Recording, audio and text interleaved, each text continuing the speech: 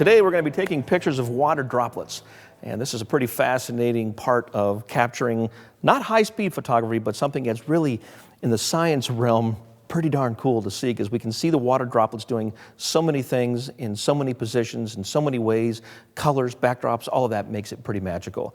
So it's pretty simple to do. You can do this right in your basement, right in your garage, right in your office, wherever you want to do it. It's that simple. And as you can see here, I've just got a couple of light stands that I put up with a bar, crossboard. Actually, I've been using an old mop handle as my top, a couple of C-clamps that I can use to batten it down and keep it secure. You don't want the table to be touching your stands, because if the table moves when you're pouring water in and out of your pan, it will move the bag, and if it moves the bag, then your droplets no longer have a direct bullseye to land, making focusing very, very difficult to do. So make sure that your stands are away from the table that you're using that are holding your water bag coming down. The other thing is a $10 piece of foam core, which is going to be my backlight that I'm going to be reflecting things on, my flash, which is on a clamp on one of the stands, and I'm going to be backlighting my water droplets. I'm going to be bouncing the light off of the card into the pan, and that's the only way I'm going to, source of light that I'm going to use. On occasion, I might put in a fill card over here, but for the most part, I'm just bouncing my light off of the back card and lighting my water droplet. One of the things that I like to make sure that we point out is we're using a macro lens for this. And I'm going to get down in my little chair here because I'm at a position where it's just easier to position myself. And there's a couple of key points. When I'm using the macro lens, I'm using a 105 macro lens, not a 55 millimeter macro lens. It gives me greater amplification. I'm closer to the drop. But you say to yourself, well, geez, with water and the surface of water, isn't the autofocus going to go zip, zip, zip? Yes, it is. So first thing we want to do is turn off all of the autofocus, both on the lens and on the camera, because we're going to manual focus this.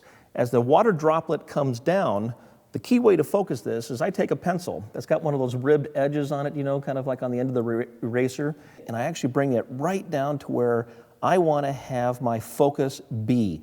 And actually, if you can see the water droplets, I'm wanting to get the actual water droplet right there at the top where it's coming up, not where the surface of the water is, but where the water droplet is coming off and departing from the splash as it comes up. So I'm going to bring my pencil in and let it splash right on that spot. Oh, there it is. That's perfect.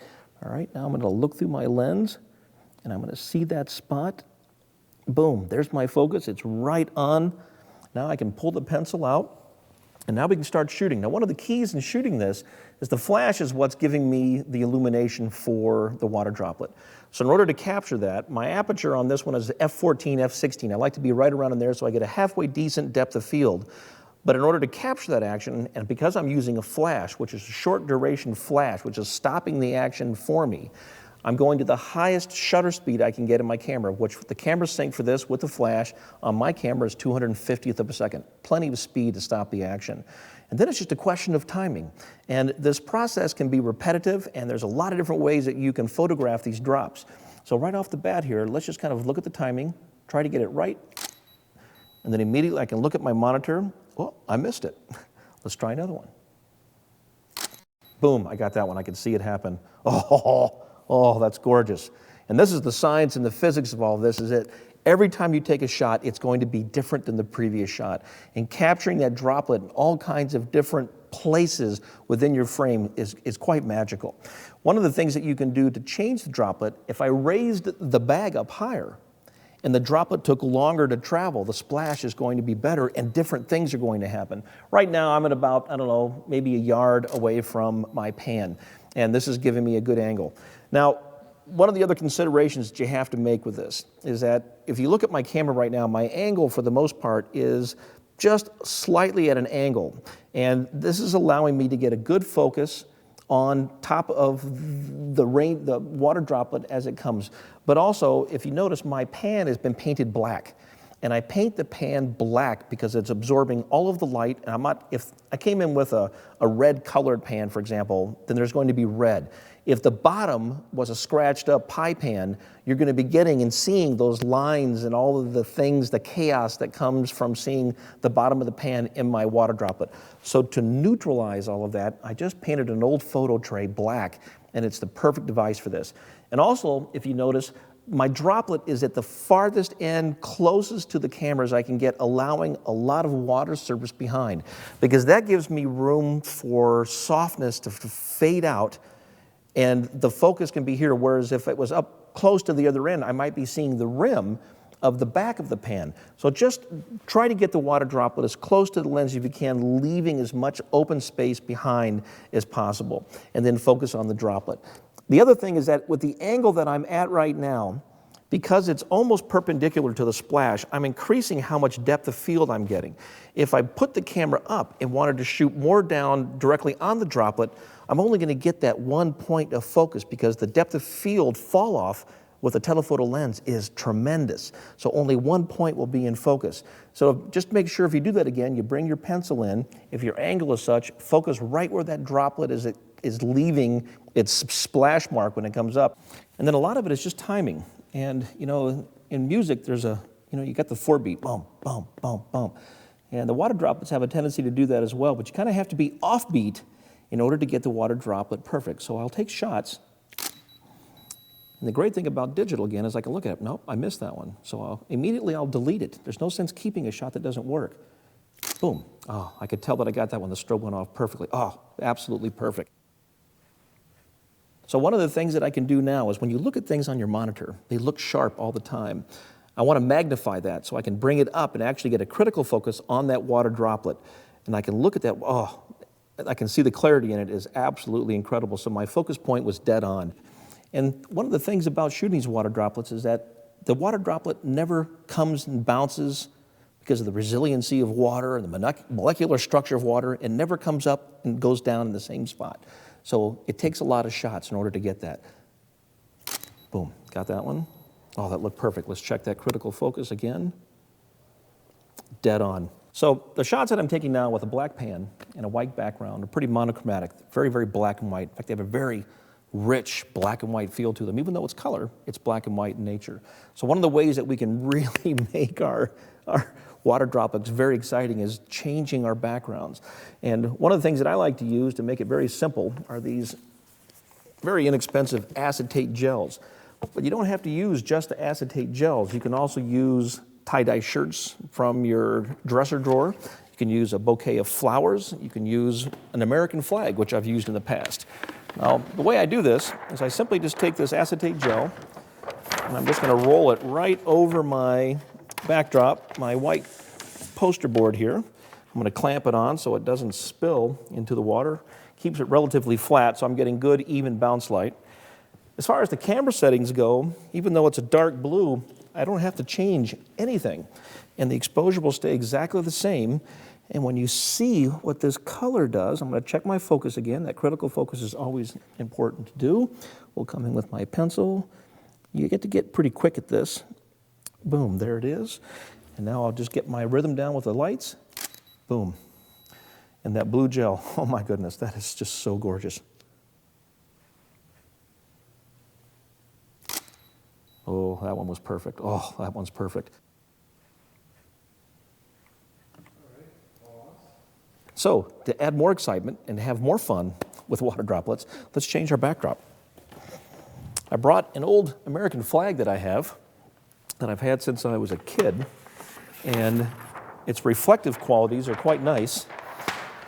And we're going to do the exact same thing that we did with the blue gel, except I want to make sure that I include stripes and stars as I bring my backdrop down again so we can get a little bit of everything in there. I'll tuck that in. Same thing, I'm going to clamp it down so it doesn't slide into my water. That's out of sight. I'm going to keep this straight here at the bottom as best I can. There we go. Come on, squeeze in there, you. There we go. Settings will stay the same once again on the camera. Now, we're going to get a reversed image of the flag in the water drop. So you can see that one was perfect. We got it actually in the water drop, but you can see the flag. We'll check the critical focus. Looks fabulous. You can see the flag all throughout it. Looks very good.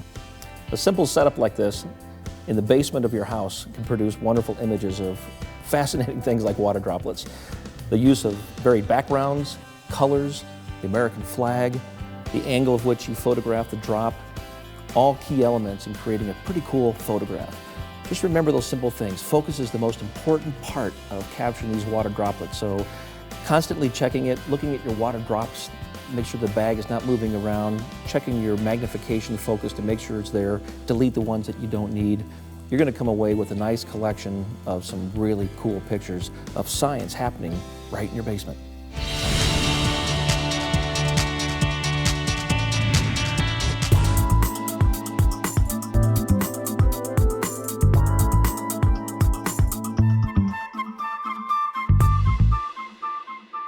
If you're like me, I've got lots of images lying around in the files that are begging for a way to be used. And sometimes the way to do this is to combine images. And I'm going to show you a technique today of how we can grow pictures together by creating a montage, combining images on top of one, blending into another. And you can use 1 image, 2 images, 10 images, all to create this. It's very simple to do. I'll show you how. We've got our images on the screen here, opened up. I've got a photograph of a water droplet and another photograph of a spider trapped in amber. One of the things I liked about this combination of shots is that the color relationships are pretty darn close. So what we're going to do here in Photoshop is we're going to take the amber and we're going to put it inside the water droplet. And to do this in Mac, which is what I'm using here, the V tool, which is our move tool, I'll click on that. I'm going to drag the spider over to the top here, and we're going to kind of center to about where we think we want it to be. Now, once we have that, we have to create a mask. And in creating a mask, I come down here to the bottom screen, I click Mask, and I'm going to hit G key, which is a gradient tool. And the reason I do that is I'm going to put my cursor right here. I'm just going to drag it down so I can see the edge of the water droplet. See that? Now you can kind of see where my edge is. And now I'm going to go to the B key, which gives me a brush size. Now, if you look at the brush size, we come over here to opacity up here at the top, 89%. That's pretty powerful. So watch this edge here. See how that disappears very easily, which is kind of nice for those areas that are really harsh. But when I get into the more subtle areas, I want my opacity to be a little bit lower because actually when you do this brush stroke at a higher opacity, it actually creates kind of a rough edge on everything. So let's just get that dark stuff out of there now, and then I'll dial that opacity down, and it'll give us a much smoother, almost a feathered edge. So we'll come up here, let's dial it down. I like to go about 25% or so. So there we go. So now I can come in a little closer and start getting rid of some of those other areas. Now, one of the questions I have, I'm an editorial photographer, and so my work is primarily done in magazines. And this is the kind of a technique that you probably would never want to do if you're working for a magazine unless you were saying that that's what you were doing. Whereas if I am an art photographer, or if I'm a commercial photographer, or I'm just having fun on a rainy day, this is perfectly acceptable to do and a wonderful technique, especially to combine things and create a new photograph after other old photographs that you might have lying around.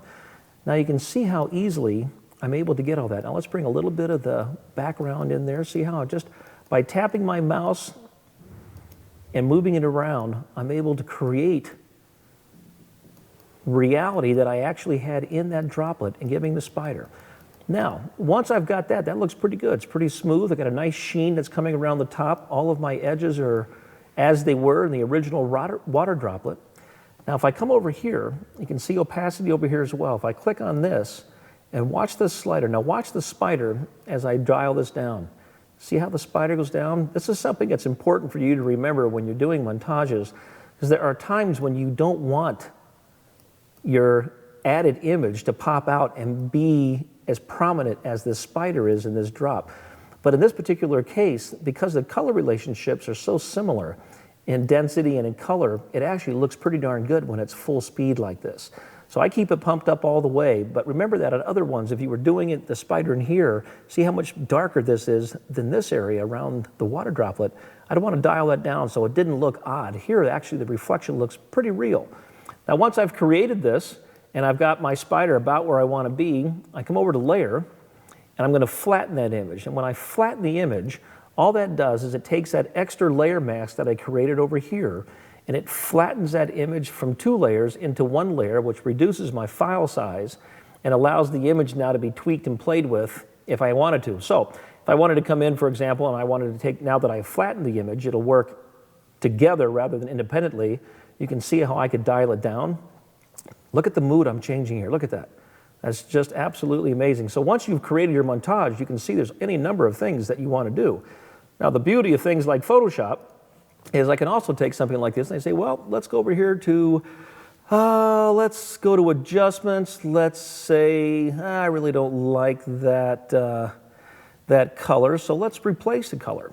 So I can come in and I can crank this up so I can see it, and I want to change my color. So I click my eyedropper on this color. Let me move this out of the way so we can see everything. And I can say, well, let's change the color of the entire scene. See that? Change the saturation, and now by changing the hue, see how it changes, the blue? Anything that I picked with the eyedropper will change that color. Now if I wanted to do the color in the background, now look at that. So any number of manipulations that you can do outside of creating the montage by creating photographs, I can do any number of things and playing with it once I get it up there. So that's one of the techniques that you can use when you're doing this to create a wonderful montage.